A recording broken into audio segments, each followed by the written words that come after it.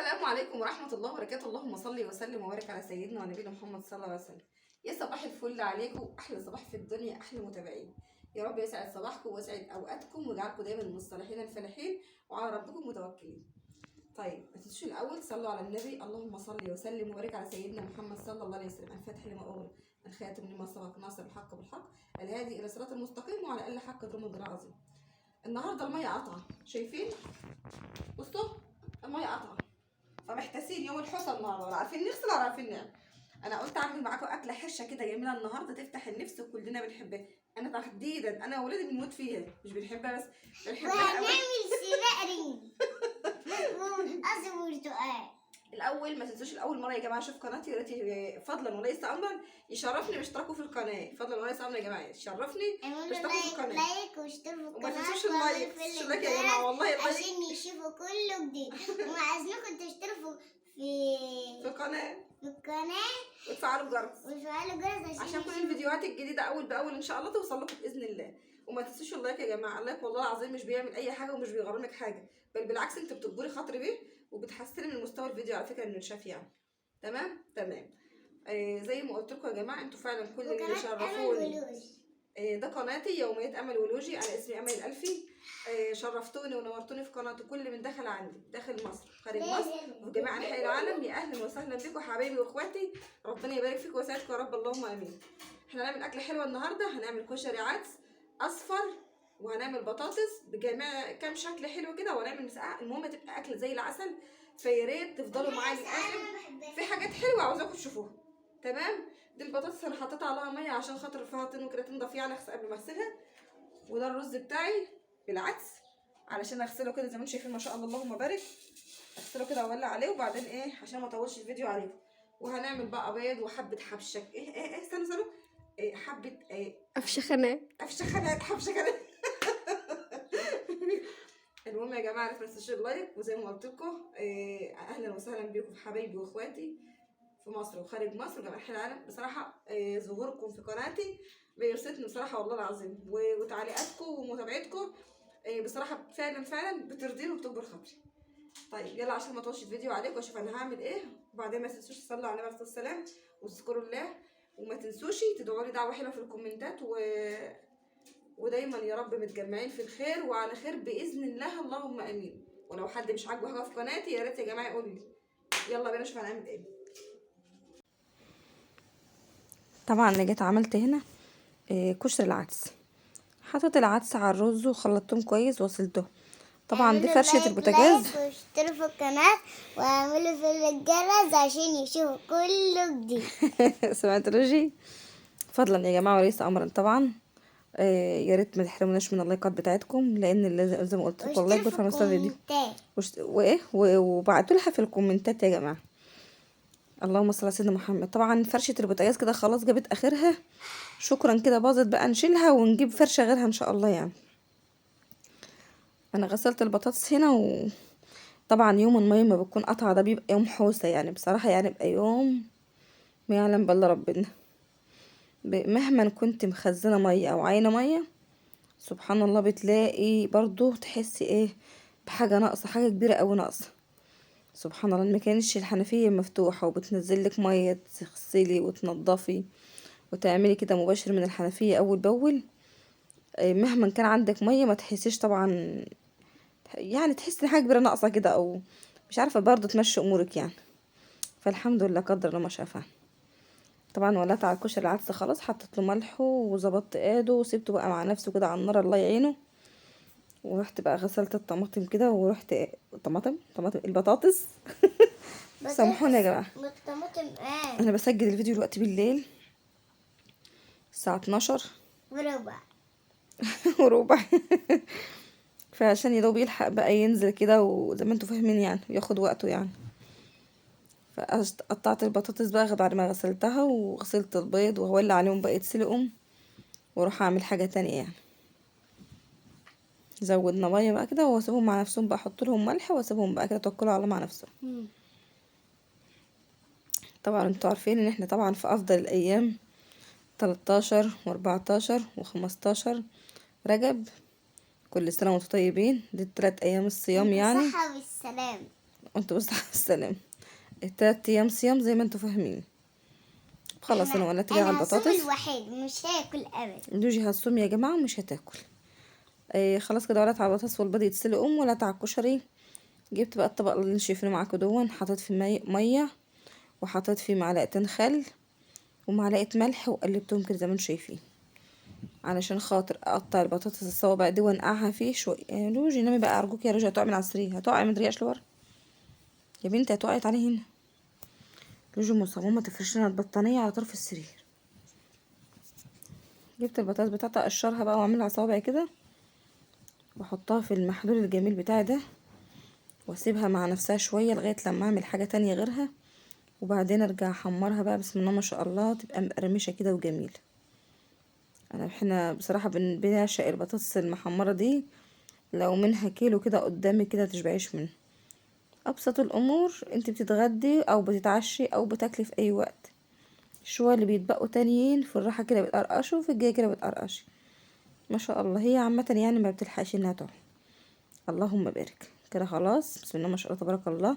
الكشري العدس بتاعي خلص وبقى زي العسل. على فكرة الاكلة دي جميلة جدا جدا، احنا من عشاق كشري العدس والبطاطس والبيض، وخصوصا بقى البدنجان، سواء بدنجان مسقعة بدنجان مقلي، احنا بنحبه يعني في تلك الحالة. خلاص كده البطاطس ما شاء الله استلقت والبيض والكشري العدس خلص. جبت وقطعت البطاطس صوابع وسبتها كده مع الملح والخل كده في الميه، واروح بقى اقطع البتنجان ده ما شاء الله جميل، اللهم بارك، نضيف، طري كده وقلبه ابيض وزي الفل ومسكر صراحه.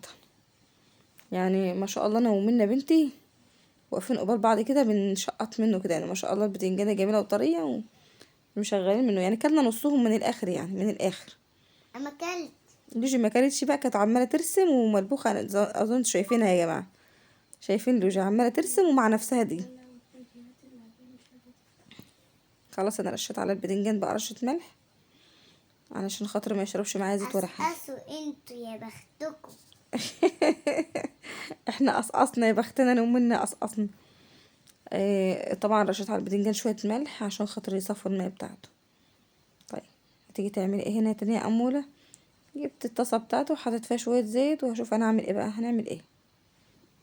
حطيت معلقه سمنه على معلقه زبده، تمام، شويه الزيت وحطيت معلقه سمنه. لسه اجيب بقى الزبده اهي، احط معلقه الزبده كمان، علشان الكشري العدس ده بالذات عاوز قدح حلو، لازم انت تقدحي الكشري العدس ده قدح حلو. فانا حطيت شويه الزيت ومعلقه سمنه ومعلقه زيت. شايفين بقى الزبده بقى اتحمرت ازاي؟ بسم الله ما شاء الله ريحتها تحفه. الله اكبر تبارك الله. انا بحب احط معلقه الزبده في الاخر علشان تتحمر كده زي ما انتم شايفين وتديني الريحه الحلوه دي. هي اي نعم بتغمق الزيت او بتغمق القدح بتاعي، بس اللهم بارك بتخلي طعمه تحفه وريحته جميله. تاكلي بقى ان الكشري العدس ده مقدوح عليه بالسمنه والزبده، وبالذات بعد ما الزبده تتحمر بالشكل ده، الله اكبر بتبقى طعمه وريحته بصراحه لا تقاوم. لو كلت الكشري العدس ده من غير غاموس جنبه ما شاء الله ما تشبعيش منه من حلاوته بقى. يعني معلقه الزبده اللي انت حطيتها اتحمرت دي في قلب الزيت بتخليه، بصوا، في مكان تاني خالص، بتخلي له طعم وريحه تانية خالص خالص، يعني اللهم بارك. خلاص انا كده خلاص خلصت الكشري بتاعي وسيبته بقى مع نفسه والحمد لله خلص. اروح بقى للبطاطس بتاعتي اقشرها واشوف انا هعملها ازاي. البطاطس دي بقى عاوزين نعملها بطريقه حلوه، طعم حلو وبريحه حلوه. انا كنت زمان هرستها كده وخلاص، لا انا هوريكم اعملها ازاي. ده البطاطس المقليه اهي زي ما انتم شايفين، دي البطاطس المقليه يا جماعه. طبعا انا حطيتها في الزيت بعد ما الزيت اتقدح، وبهدي عليها النار شويه علشان تقرمش، عشان تبقى مقرمشه كده وجميله اللهم بارك. طيب كمل تقشير البطاطس. على فكرة انا كنت بتكلم انا ومنى بنتي في موضوع بصراحة، إيه، ما علينا يا جماعة. انا ما بحبش بصراحة ان انا اتكلم في اليوتيوب او على القناة في اي مواضيع تخص البيت بصراحة، لان زي ما انتوا فاهمين ان اليوتيوب ده او القنوات بتاعتنا مش للرغي اسرار البيوت يعني، مش للك في اسرار البيوت بصراحة، او للرغي في اسرار البيوت، لا، هي لتقديم المحتوى بتاعنا وبس. روتين، اكلات، المهم ان احنا ما نخرجش عن المحتوى بتاعنا. احنا ممكن نتكلم كلام سطحي، لكن اسرار البيوت ما تنفعش تتقال على اليوتيوب، ولا نتكلم في حق حد، ولا نغلط في حق حد، ولا ننتقد حد، ولا نجيب سيرة حد. فالمفروض ان احنا هنسيب الملك للمالك، نشوف مصلحتنا وحالنا وبس، ولا نتكلم ولا نلكلك ولا نذكر حد ولا نجيب سيرة حد، لا بطيب ولا برضي. فنخلينا في حالنا كده احسن. احنا مع نفسنا بس. احنا مع نفسنا بس. طيب انا عندي هنا ايه، صلوا بنا على الحبيب، اللهم صل وسلم وبارك على سيدنا ونبينا محمد صلى الله عليه وسلم. طيب انا حطيت البطاطس بتاعتي بعد ما هرستها، حطيت عليها معلقه كبيره نشا، حطيت عليها معلقه صغيره بيكنج باودر، حطيت اللهم صل على سيدنا محمد بهارات بقى، كمون، كزبره، شطه، بابريكا، كل الحاجات الحلوه دي. طيب وحطيت تاني يا اموله، حطيت شويه ملح بقى في الهون، وحطيت عليهم حبه شبت على كزبره، ونص قرن فلفل احمر كده انتوا شايفين، وتلات اربع فصوص توم، ودقتهم كويس زي ما انتوا شايفين كده، اللهم بارك. دي بقى بهارات الحلوة بقى، شطة وبابريكا وفلفل اسمر ومعلقة صغيرة كاري، كاري على كركم يعني، طعمهم حلو وبتستفيدي بهم في نفس الوقت. اهو كاري على كركم، شطة، كمون على كزبرة، ملح كده، اللهم بارك، حاجة زي العسل. طيب الدقة الحلوة دي انا عاملاها، اللي هي شبت الكزبرة على الفلفل الاحمر على التوم على الملح كده، خلاص اهو اللهم بارك. طبعا المعلقة مش نافعة في حاجة زي كده، فلازم اعجن بايدي يعني. شايفين اللهم بارك، عجنتها بقت زي الفل اهي، بسم الله ما شاء الله، ريحتها اللهم بارك عسل عسل بصراحة يعني. بالكوا بقى لما تنزل في الزيت تبقى ريحتها عاملة ازاي. شايفين انا كنت هعملها بقى مدورة وكلام من ده، فقالك لا اعملها لنا يا ماما مهروسة بسمسم بقى، رحت حط عليها سمسم وعملتها كده يعني في الطاسة، حطيت بقى معلقة زبدة، شوحت كده معلقة زبدة، ورحت نازلة بيها في الطاسة، وحطيت عليها معلقة سمسم كبيرة، ورحت مقلبها وش الجاده وش الجاري بقى، اللهم صل على النبي، ريحة وطعم لا تقاوم بصراحة يعني. مهما تاكلي منها البطاطس دي ما تشبعيش من ريحتها ومن طعمها. تعالي جري يا لوجي، تعالي جري يا جوز، لوجي لا تعالي جنبي، تعالي جنبي. عاوزة ايه؟ بس صلي على النبي كده ونامي، صلي على النبي كده ورقي، يلا صباح على خير، نام عشان اصحيك الفجر، عشان تصلي الفجر، يلا نام، ربنا يهديك. خلاص كده انا سبت البطاطس بتاعتي خلاص ما شاء الله، تاخد لها تقليبتين واطلعها. ودي البطاطس المحمرة او الصوابع بتاعتي، بسم الله ما شاء الله، يعني لو كنت انا سبت الصوت كنت سمعته خرفشتها كانت عاملة ازاي. ده بقى البتنجان بتاعي، حطيت معلقة زيت ولدعته كده من الجنبين ما شاء الله عشان البتنجان طري، اللهم بارك دخل في السوا. حطيت بقى قرن فلفل كده مقطعاه، وبشوحه بقى مع البتنجان كده زي ما انتم شايفين. وحطيت فوق منهم بقى 3 فصوص توم مهروسين، وادوهم بقى التشويحه الحلوه ده، اللهم بارك. الريحه بقى طلعت معايا بسم الله ما شاء الله، الريحه الجميله طلعت بقى وظهرت كده، فغطي عليهم برضو دقيقه وارجع لكم تاني كده. خلص البطاطس بتاعتي استقربت اهي معش ده اخر طاسه تقريبا. طيب انا كان عندي شويه صلصه اهو في التلاجة، دي كانت صلصه ايه بقى يا اموله، كان بقى شويه صلصه بطاطس، كنت عامله صينيه بطاطس امبارح، وباقي بقى معلقتين الحلوين الصلصه الجمال دول بقى، طبعا كلهم بقى ما شاء الله مرتة بقى بالبصل وكلام من ده كله، اللهم بارك، حاجه تحفه قوي يعني. فطبعا حرام تترمى، احنا مش بنرمي حاجه يا جماعه، احنا في ايام صعبه ومش بنرمي حاجه. طيب لما اضرب طماطم او اقطع طماطم او الكلام ده كله، لا انا عندي شويه هم مش هيترموا، نزلت بيهم على البتنجان والفلفل اللي انا مشوحاه زي ما انتم شايفين كده، واديتهم شويه شوربه صغيرين، كرنيم شوربه كان عندي برضو، خدوا غلوه حلوه كده ولا غلوتين، ونزلت بهم في الفرن على طول. بصوا بقى ساحت وناحت وبقت بسم الله ما شاء الله تبارك الله، بقت حاجه كده زي العسل. خلاص دي البطاطس بتاعتي بسم الله ما شاء الله مقرمشه كده وشكلها يفتح النفس. عملت ايه يا امل؟ حطيت عليها بقى رشة ملح، على فلفل اسمر، على شطة، على كمون، على كزبرة، على كاري. وقلبتهم بقى كده زي ما انتم شايفين. بصراحة تاكلي بقى البطاطس دي ما تشبعيش منها. ما شاء الله، شايفين بقى المسقعة. هحطها في الفرن واسيبها بقى مع نفسها تتعايش يا جماعة، تتعايش بقى في الفرن، تديكي بقى الريحة الجميلة دي. كل ما زادت بقى سوا في الفرن بتبقى احلى واطعم كمان، تاخد لون حلو وريحة حلوة. بص بقى، يجيلك نفس تاكليها بكشري، تاكليها برز، تاكليها بعيش، زي ما انت تحبي تاكليها، مش منهاش مشكلة يعني، عادي. خلاص انا كده عملت اللهم صل على سيدنا محمد. عملت البطاطس. طبعا ولادي بقى عملت كده قراص، كام قرص كده ما شاء الله. عملتهم قراص بالسمسم كده، بس ما شاء الله بألف هنا، واحنا لسه واقفين كلوهم. كل واحد كده كل قرص يكتب ألف هنا وشفا، وكلوهم واحنا واقفين خلاص. راحوا يعني قوام كده. يا جدعان اصبروا ما نخلص تصوير. فهم مش صابرين. ريحتها ما شاء الله، طعمها ريحتها حلوه. وبصراحه ما سابوهاش يعني، هي طلعت من الطاسه على طول كلوها وهي سخنه كده بألف هنا.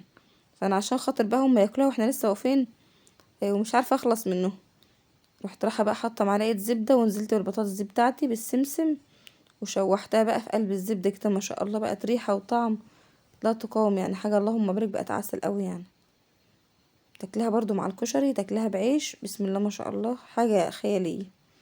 ريحتها وطعمها تجنن، كأنك بتاكلي اللهم بارك كباب. انا على فكره ما نسيت اقول لكم ان انا حطيت لها معلقه بهارات كباب، معلقه بهارات كباب. ما شاء الله على البطاطس دي، كانت ريحتها اللهم بارك، كانت زي العسل. كده منها الازاز، كده منها الازاز، كانت ريحتها كده اللهم بارك زي العسل. فانا لما لقيت العيال ما شاء الله بقى هجموا عليا وكلوا اللي انا عملتها، ورحت بقى نازله بقى ايه زي ما انتم شايفين كده اهو. حطيت شويه الزبده ونزلت بقى، شايفين انا عملتها ازاي. وهشوحها بقى في الزيت بسم الله ما شاء الله، في الزبده بتاعتي. حاجه بقى ريحه وطعم بقى اللهم بارك. شايفه انا مطلعها عامله ازاي اهي. شفتها بعد ما خلصتها في السمنه بتاعتها، او في الزيت، او في القريح اللي انت عاوزه تحطيه، اللي موجود عندك، المتاح يعني، المتاح عندك حطيه. بسم الله ما شاء الله تبارك الله. شايفين لونها اصلا عامل ازاي؟ شايفين لونها ما تفهمش ايه بالظبط، حاجه دايبه كده، دوب وطعم وريحه لا تقاوم اللهم بارك.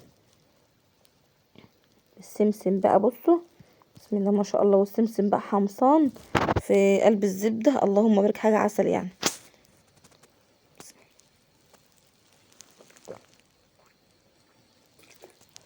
الحمد لله. خلاص المسقعه بتاعتي خلاص خلصت. شايفين شكلها عامل ازاي؟ ريحتها جميله اللهم بارك، ريحه وطعم جميله وموفره وحاجه اقتصاديه ومن قلب البيت، لا غرمنا ولا كلفنا ولا حاجه، الحمد لله يعني. بسم الله ما شاء الله، اكله جميله جدا، بألف هنا وشفا يا رب على قلوبكم يا احلى متابعين. يا رب تدوقوها وتعملوا بقى البطاطس اللي عملتها بنفس الطريقه، او المسقعه بتاعتي. لو عندك فايض شويه صلصه من صينيه بطاطس او حاجه ما ترميشي، كل حاجه ولها عازه. احنا في ايام صعبه ومحتاجين ان احنا نوفر شويه. شايفين البطاطس اتعملت بكام شكل؟ عملتها صوابع، وعملتها زي ما انتم شايفين كده بالزبده، اللهم بارك، حاجه زي العسل. الف هنا وشفا للي يشوف، والف هنا وشفا للي ياكل. ما تنسوش اللايك يا جماعه، واشوفكم ان شاء الله في فيديو جديد، ومع الف الف سلامه.